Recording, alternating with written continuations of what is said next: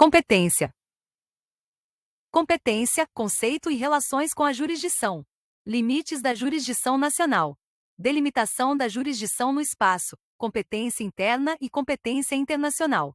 Competência interna, distribuição da jurisdição. Critérios de determinação da competência. Prorrogação de competência, conexão e prevenção. Perpetuação da jurisdição. Competência, conceito e relações com a jurisdição. A competência mantém o mais estreito relacionamento com a jurisdição, pois é a distribuição da jurisdição entre os diversos órgãos do Poder Judiciário que dá vida à teoria da competência. A jurisdição é a um só tempo poder do Estado, expressão da soberania nacional, e função, que corresponde especificamente, embora não exclusivamente, 1. Aos órgãos jurisdicionais estatais. 2. A competência nada mais é do que a medida da jurisdição. 13. Tanto é assim que a autorizada doutrina faz coincidir a competência 4 com a quantidade de jurisdição assinalada pela lei ao exercício de cada órgão jurisdicional Liebman. 5. Nem todo órgão jurisdicional que tenha jurisdição é também competente para julgar todas as causas, embora a recíproca seja verdadeira, pois todo órgão jurisdicional competente tem, ipso facto, por isso mesmo, jurisdição. A restrição ao exercício da jurisdição provém da lei, que traça os limites dentro dos quais ela pode ser exercida, pelo que, se a lei não restringe a jurisdição de um juiz, ele pode julgar tudo, mas se a lei lhe atribui poderes para julgar apenas determinadas controvérsias, lides, a jurisdição fica demarcada pela competência. Para cada possível causa ou demanda, registra Liebman, existe pelo menos um juiz, rectius, juízo, competente, corolário da aplicação do princípio do juiz natural, e se existir mais de um, ter-se-á uma competência concorrente. Cada juízo singular ou colegiado somente pode julgar aquelas causas que, segundo a lei, estão compreendidas no âmbito dos seus poderes jurisdicionais, pois, fora desses limites, é incompetente. Sendo a competência um dos pressupostos processuais de validade do processo, deve o juiz examinar, de ofício, se é ou não competente para a causa, pelo que, num primeiro momento, julga sobre a própria competência, decisão que, no entanto, não vincula outros juízos e tribunais. O poder jurisdicional é amplo e abstrato, e dele estão investidos todos os órgãos jurisdicionais. Mas cada um tem a sua jurisdição delimitada pela competência. A doutrina e a lei processual não têm feito a devida distinção entre juízo e juiz, falando a miúde em juiz competente quando, na verdade, se trata de juízo ou vara competente, que é o órgão judicial dentro do qual se posiciona o juiz, pessoa física, no exercício da jurisdição. Portanto, se o juízo for competente, essa competência se estende ao juiz, embora possa não ter este condições de processar e julgar a causa, se for impedido. Artigo 144, 6 ou suspeito. Artigo 145. 7. Limites da jurisdição nacional. Delimitação da jurisdição no espaço. Competência interna e competência internacional. A jurisdição do Estado Nacional vai até onde vai a sua soberania, surgindo daí um primeiro problema, que é delimitar a jurisdição em relação ao território, objetivando evitar que a jurisdição nacional entre em choque com a de outros países, também soberanos, criando conflitos intoleráveis na ordem jurídica internacional, com possíveis danos à segurança externa. Nenhum critério científico existe a nortear o legislador nesse particular, guiando-se ele mais por motivos de ordem prática ou política do que qualquer outra coisa. Com a impossibilidade de o Estado Nacional tornar efetivas as suas decisões no estrangeiro, aconselha-se a limitação espacial, pois, segundo Celso Barbi, não seria do seu interesse ocupar os seus juízes com questões que não se liguem ao seu ordenamento jurídico, por qualquer circunstância, como o domicílio das partes, a localização do objeto da demanda no seu território, a ocorrência neste dos fatos que originam a demanda, etc. Para Amílcar de Castro, é a aplicação do princípio da efetividade, que significa ser o juiz incompetente para proferir sentença quando não tenha condições de fazê-la cumprir. Se a jurisdição pode, em tese, ser concebida ilimitadamente, desconhecendo qualquer fronteira, motivos de ordem prática e razões de natureza política aconselham ao Estado a agir de forma a não conturbar a jurisdição de outros países, mesmo porque qualquer medida que a comprometesse seria inoperante. Cuida, assim, cada Estado soberano numa primeira operação, de traçar a linha limítrofe ao exercício da jurisdição dos seus juízes, além da qual ela não se exercita em hipótese alguma, determinando a competência internacional ou externa. Nessa hipótese fala-se também em competência de jurisdição da Justiça Nacional. O novo Código de Processo Civil dedica o título 2º do livro 2º aos limites da jurisdição nacional e da cooperação internacional, disciplinando no capítulo 1º a jurisdição nacional em que regula, nos arts. 21.8 e 22.9 a competência concorrente, e no artigo 23.10 a competência exclusiva do juiz nacional, tratando da cooperação internacional nos arts. 26.11 e 27.12 na cooperação internacional, regula também o novo CPC ou auxílio direto, arts. 28 a 34, e a carta rogatória, artigo. 36. Competência interna, distribuição da jurisdição, critérios de determinação da competência. Estabelecida numa primeira operação, a competência internacional ou externa, a multiplicidade de órgãos jurisdicionais, atuando no território do Estado soberano, determina que numa segunda operação, se reparta entre eles o exercício da jurisdição, quando se fala, então, em competência interna. A doutrina aponta diversos critérios para a determinação dessa competência, não havendo, contudo, uniformidade no que tange à fixação dessas diretrizes. Pode-se afirmar que, grosso modo, as diversas teorias assentam as suas bases em 5 elementos, a saber: a. Valor da causa, b. Matéria, c. Pessoa, d. Território e função. 13. A. Valor da causa, quando a competência se determina com base no valor econômico da relação jurídica ou objeto da demanda. B. Matéria, quando é a natureza da relação jurídica que serve de base para determinar a competência. C. Pessoa, quando se determina a competência em razão da condição ou qualidade da parte em lide. D. Território, quando a competência é determinada com base no lugar onde se encontra a parte ou objeto da relação jurídica que constitui objeto do processo. E função, quando a competência atende à natureza da função que o órgão jurisdicional é chamado a exercer em relação a uma determinada demanda. Com as variantes próprias de cada sistema, estes elementos constituem o fundamento de todos os critérios determinantes da competência. Carnelutti XIV concebeu um sistema segundo o qual a jurisdição é repartida entre os diversos órgãos jurisdicionais, levando-se em consideração a função a ser desenvolvida pelos juízes, competência funcional ou hierárquica, e a matéria sobre a qual a função deve atuar, competência material traça. De um lado, a competência externa, atendendo às relações entre os órgãos jurisdicionais, conforme a qual se fixa o juízo competente, e delimita a competência interna, considerando os problemas internos dos juízes, pela qual se fixa o juiz, rectius juízo, competente. Critica Carnelutti a teoria sobre competência adotada pelo CPC italiano, seguida pelo CPC brasileiro, cujas normas se referem ao que ele chama de competência externa, quando existe também uma competência interna, que é relativa à distribuição dos assuntos no âmbito interno de cada órgão. As disposições codificadas são impropriamente agrupadas em torno de critérios heterogêneos, como os da matéria e os do território, enquanto, mais corretamente, dever-se-ia falar de competência hierárquica, isto é, da distribuição dos assuntos segundo o grau dos órgãos judiciários, além de considerar também impróprio falar-se de competência por matéria que indicaria em matéria penal o crime imputado, enquanto tal critério não é exclusivo, coexistindo com o da pena cominada. Esse é o critério preferido por Frederico Marques, mas não granjeou a simpatia da doutrina nacional, em vista de ter o Código de Processo Civil brasileiro optado pelos critérios de Chiovenda. 15. Para Chiovenda, compreendem-se no estudo da competência os critérios pelos quais é determinada, pelo que, ao influxo das afinidades entre os vários critérios e sua diversa importância, agrupou-os desta forma: e critério objetivo, segunda, critério territorial, e terceira, critério funcional.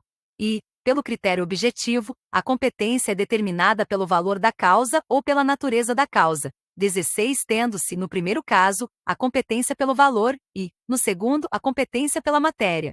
No direito processual brasileiro, essa competência é determinada também pela qualidade da pessoa, o que não acontece em outros ordenamentos jurídicos.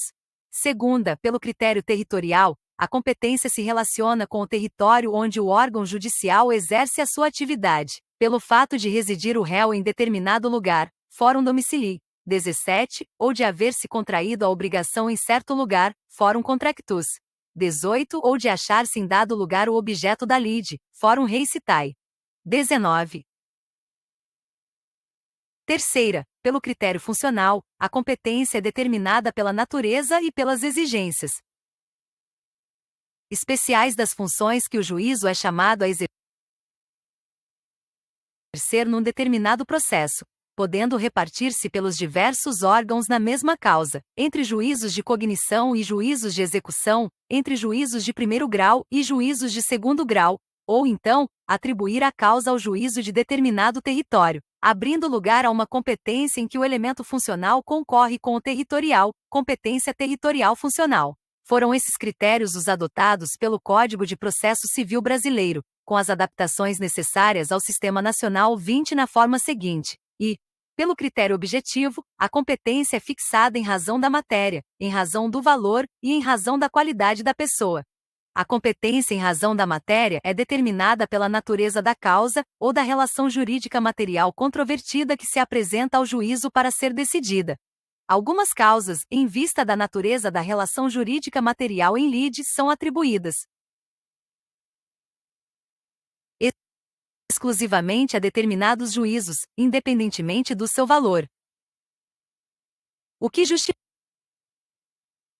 essa distribuição da competência é o interesse público, em que o legislador pretende conceder uma proteção mais eficaz ao indivíduo ou aos interesses sociais, subtraindo essas controvérsias da cognição de alguns juízos, chamando determinados, específicos, juízos a decidi-las. No âmbito da justiça comum estadual, por exemplo, as causas cíveis são da competência das varas cíveis, mas, se versar sobre questão de família, passam a ser das varas de família, se houver. As causas penais tocam as varas criminais, e assim por diante.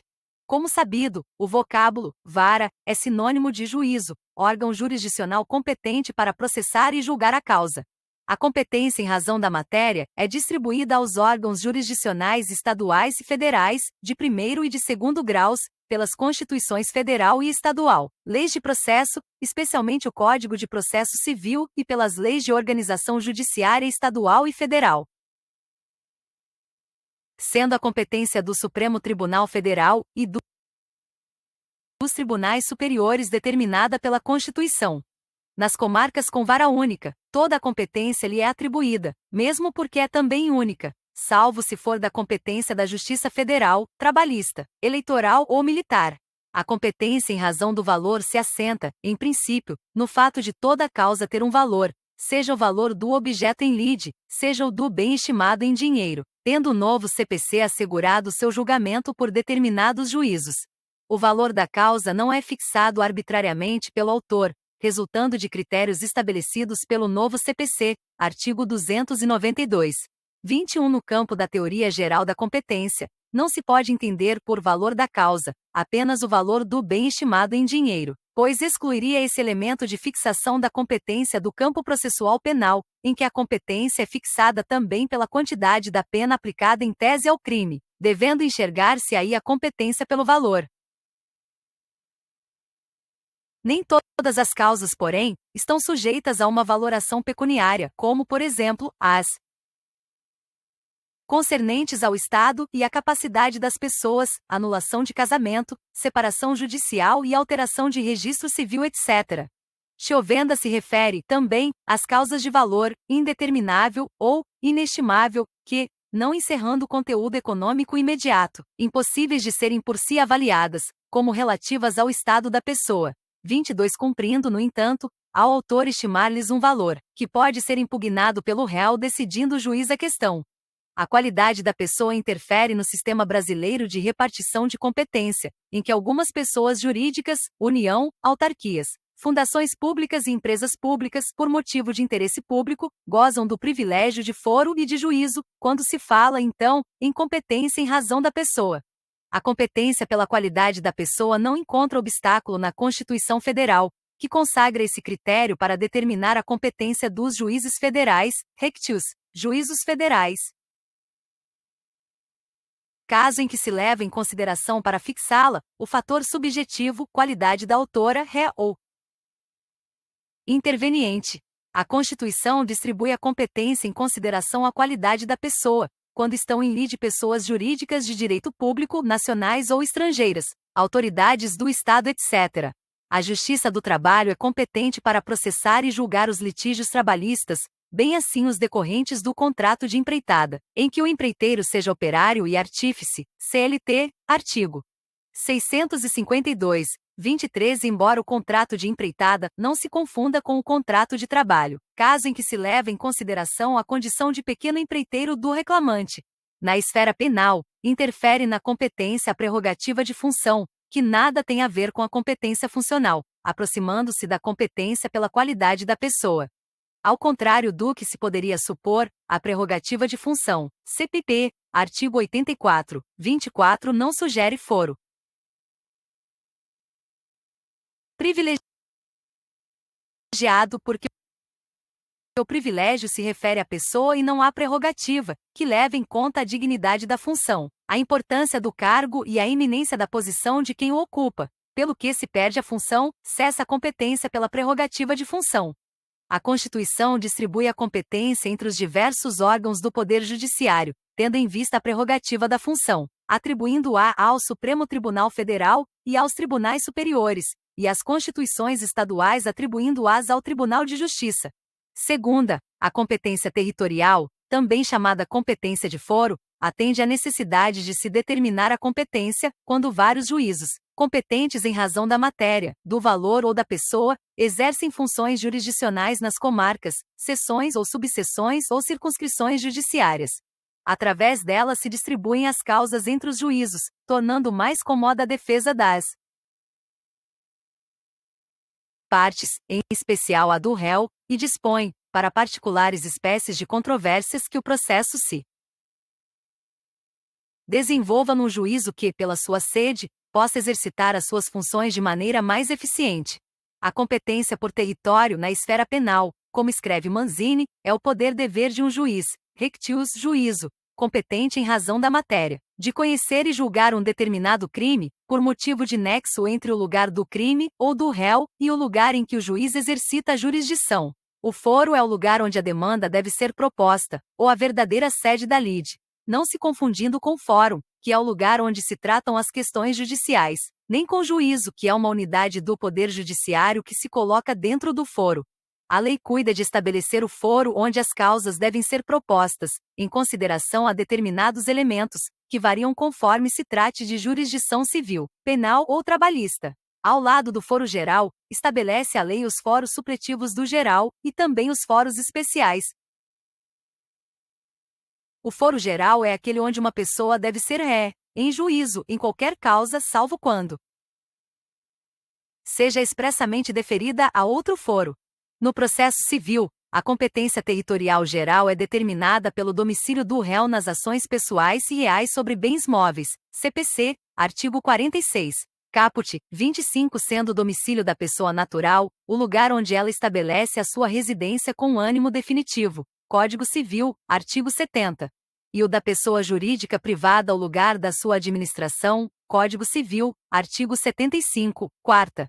Cuida também a lei de estabelecer os foros supletivos do geral, atendendo à circunstância de uma pessoa ter mais de um domicílio, de ser incerto, ou desconhecido seu domicílio, ou de não ter domicílio no território nacional. Se a pessoa natural tiver diversas residências onde, alternadamente, viva, considera-se domicílio seu qualquer delas. 26. Quanto às relações concernentes à profissão, o domicílio é o lugar onde está exercida. 27. Se não tiver residência habitual, tem-se por domicílio o lugar onde é encontrada. 28. Se for ré pessoa jurídica que tiver diversos estabelecimentos em lugares diferentes, será domicílio qualquer deles. 29. Se a administração ou diretoria tiver a sede no estrangeiro, será domicílio a agência ou estabelecimento no Brasil, quanto às obrigações por eles contraídas. 30. lado do foro geral e dos supletivos do geral, consagra a lei, ainda, o foro especial, ou seja, aquele em que o réu deve ser chamado a responder somente em determinadas causas, atribuídas ao juízo desse foro. No processo civil, a competência especial de foro se estabelece: a. Em razão da situação da coisa; b. Em razão da condição da pessoa; c. Em razão do ato ou fato determinante da demanda. O critério da situação da coisa, forum rei citae, atende à conveniência de ser a ação proposta no foro onde a coisa está, porque as provas, em regra, aí se encontram, podendo haver necessidade de inspeção judicial pelo juiz, que é excelente meio de apuração dos fatos, por quem vai julgar a causa. Nos termos do artigo 47, caput, do novo CPC, para as ações fundadas em direito real sobre imóveis, é competente o foro de situação da coisa, podendo o autor optar pelo foro de domicílio do réu, ou pelo foro de eleição, se o litígio não recair sobre direito de propriedade, vizinhança, servidão. Divisão e demarcação de terras, denunciação de obra nova, CPC, artigo 47, primeiro, mas a ação possessória imobiliária será proposta no foro de situação da coisa, cujo juízo tem competência absoluta, CPC, artigo 47, segundo. O critério da condição da pessoa vem atender às condições especiais em que se encontra determinada pessoa, como o incapaz, CPC, artigo 50, o alimentando, CPC, artigo 53, segunda, o idoso, CPC, artigo 53, terceira, e etc. O critério do lugar do ato ou fato determina o foro onde ocorreu um ou outro para ação de reparação de dano, e em que for réu administrador ou gestor de negócios alheios. CPC, artigo 53, quarta, a e b, e ainda de local do fato, para ação de reparação de dano sofrido em razão de delito ou acidente de veículos, inclusive aeronave, CPC, artigo 53, v, etc. Na esfera trabalhista, a competência territorial geral é determinada pela localidade onde o empregado presta serviço ao empregador, ainda que tenha sido contratado noutro local ou no estrangeiro, 31 independentemente do fato de ser a parte reclamante ou reclamado. 32. Na esfera penal, a competência territorial geral é ditada pelo local da infração, porque aí se tem maior interesse na persecução do crime, que será mais eficaz, e haverá também maior facilidade na produção da prova. Quando é desconhecido o lugar da infração, determina-se a competência tomando-se como critério subsidiário o domicílio ou residência do réu. No caso de ação penal privada, o querelante poderá preferir o foro do domicílio ou residência do acusado, ainda quando conhecido o lugar da infração. 33. Salvo as hipóteses de ação subsidiariamente entregue ao Ministério Público, quando prevalece a regra geral. Terceira, a competência funcional nas esferas civil e trabalhista tem relevância no plano vertical, relativamente aos recursos, em que o juízo de primeiro grau julga e o tribunal rejulga, e nas causas de competência originária dos tribunais, mandado de segurança, ação rescisória, etc., em que a competência para processar a causa é do relator, e a competência para julgar é do órgão colegiado, seção, órgão especial, plenário, etc. Nas causas civis e trabalhistas, o juízo da ação é o juízo da execução, ou cumprimento, da sentença, não tendo lugar a repartição de competência funcional.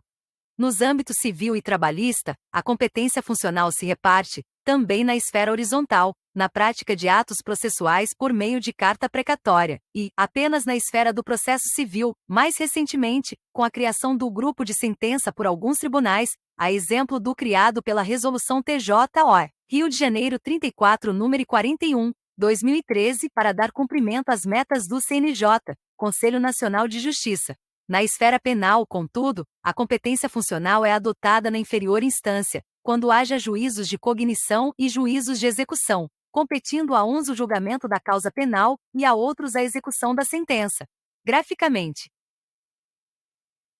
prorrogação de competência, conexão e prevenção. A distribuição da jurisdição entre os diversos órgãos do Poder Judiciário atende, às vezes, ao interesse público, e às vezes, ao interesse ou comodidade das partes. Em atenção ao interesse público, determina-se a competência pelos critérios objetivo e funcional, e atendendo ao interesse ou comodidade das partes, determina-se a competência territorial.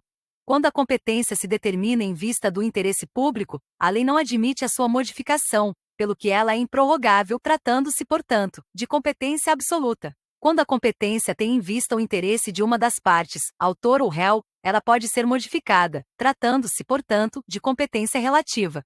No processo penal, esta distinção, entre competência absoluta e relativa, não apresenta maior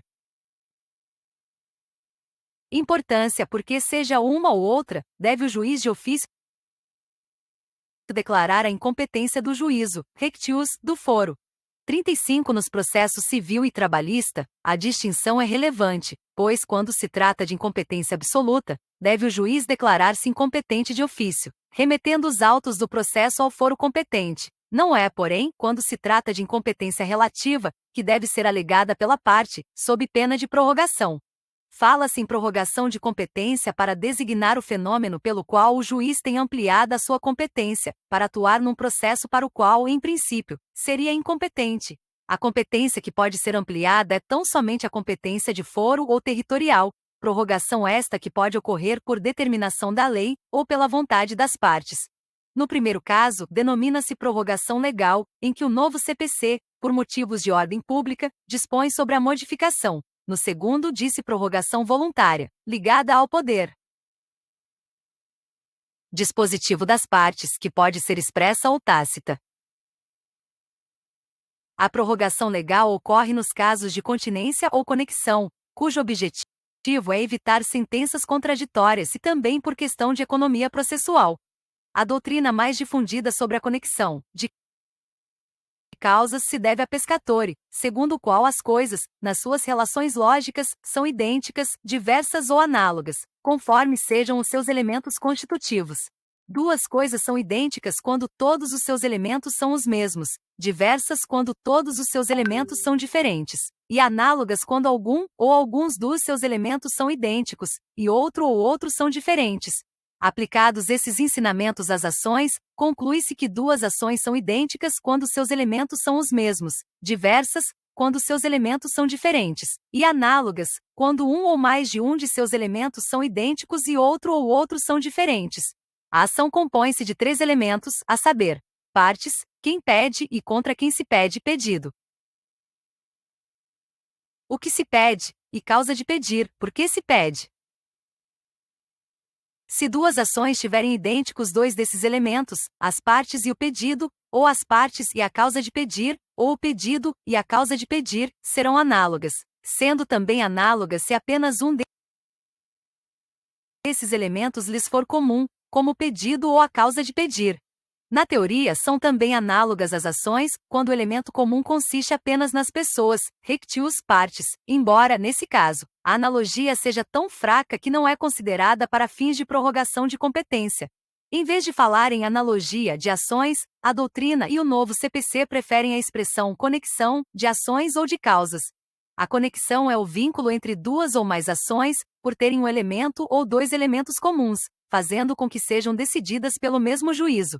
Para o Código de Processo Civil, reputam-se conexas 2 ou mais ações quando lhes for comum o pedido ou a causa de pedir, artigo 55. No processo penal, a conexão tem outra configuração, ocorrendo quando a 2 ou mais infrações penais houverem sido praticadas, ao mesmo tempo, por várias pessoas reunidas, ou por várias pessoas em concurso, embora diverso o tempo e o lugar, ou por várias pessoas, umas contra as outras, b. no mesmo caso, houverem sido praticadas para facilitar ou ocultar as outras, ou para conseguir impunidade, ou vantagem em relação ao qualquer delas, e c. a prova de uma infração ou de qualquer de suas circunstâncias elementares influir na prova de outra infração, CPP, artigo 76, e a terceira. 36 A continência é uma espécie do gênero conexão de causas, pelo que teria sido desnecessário ressuscitá-la, porquanto a identidade de partes nas duas ações apenas torna a conexão mais qualificada. Para o Código de Processo Civil, dá-se a continência entre duas ou mais ações quando houver identidade quanto às partes e à causa de pedir, mas o pedido de uma, por ser mais amplo, abrange o das demais. Artigo 56.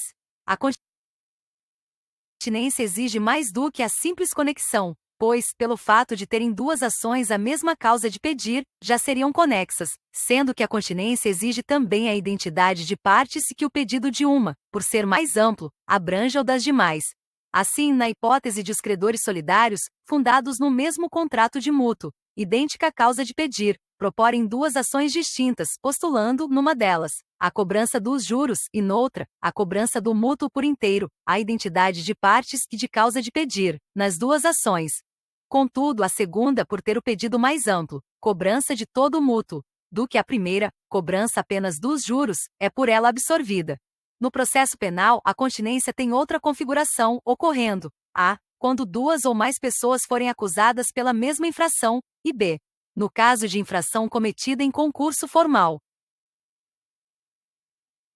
de crimes, SP. Artigo 70, 37 de erro na execução, SP. Artigo 73, 38, ou de resultado diverso do pretendido.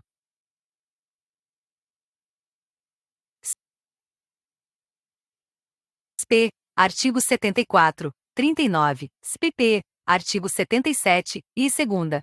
40 no processo trabalhista, aplicam-se as regras de conexão ou continência do Código de Processo Civil no que for compatível. Ocorre a prorrogação voluntária expressa de competência, no processo civil, em virtude de acordo das partes, antes da instauração do processo, mediante eleição de foro, ou foro contratual, sendo admitida no processo civil, mas vedada no processo trabalhista. A prorrogação voluntária tácita no processo civil se dá quando a ação é proposta num foro incompetente e o réu não alega incompetência no prazo legal. No processo penal, em que o foro é determinado no interesse público e não no interesse do réu, mesmo que o acusado não oponha a alegação de incompetência, o juiz pode dar-se por incompetente a qualquer tempo.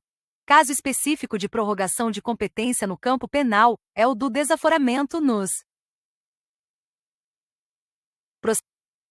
processos da competência do tribunal do júri, quando o interesse da ordem pública o reclamar ou houver dúvida sobre a imparcialidade do júri ou a segurança do acusado, caso em que poderá o julgamento ser deslocado para outra comarca da mesma região, preferindo-se as mais próximas. 41. A prevenção é o fenômeno processual segundo o qual o juízo que primeiro tomar conhecimento da causa tem sobre ela firmada a sua competência, com a exclusão de todos os demais. O Código de Processo Civil determina que o registro ou a distribuição da petição inicial torna prevento o juízo. Artigo 59.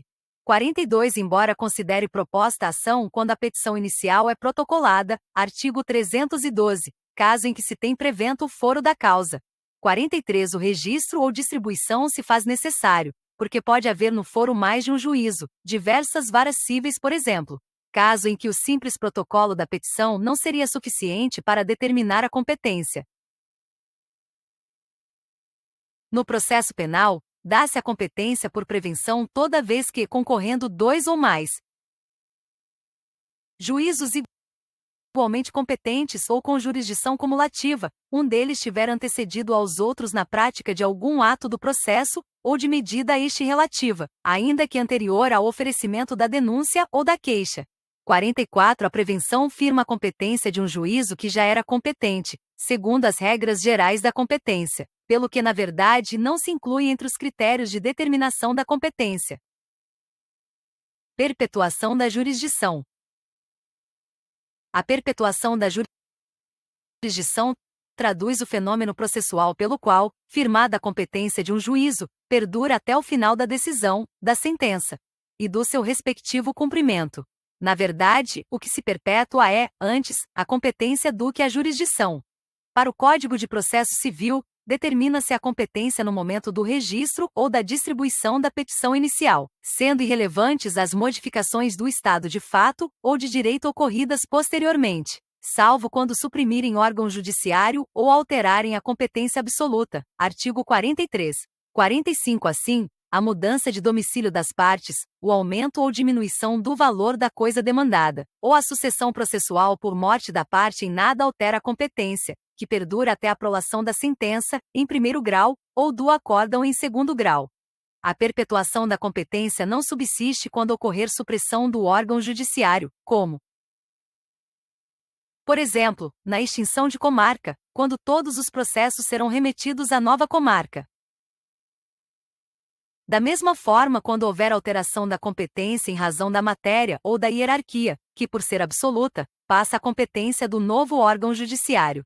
O Código de Processo Penal não contém um preceito genérico sobre a perpetuação da jurisdição, porém, no seu artigo 81, 46 traz uma regra, que é corolário desse princípio.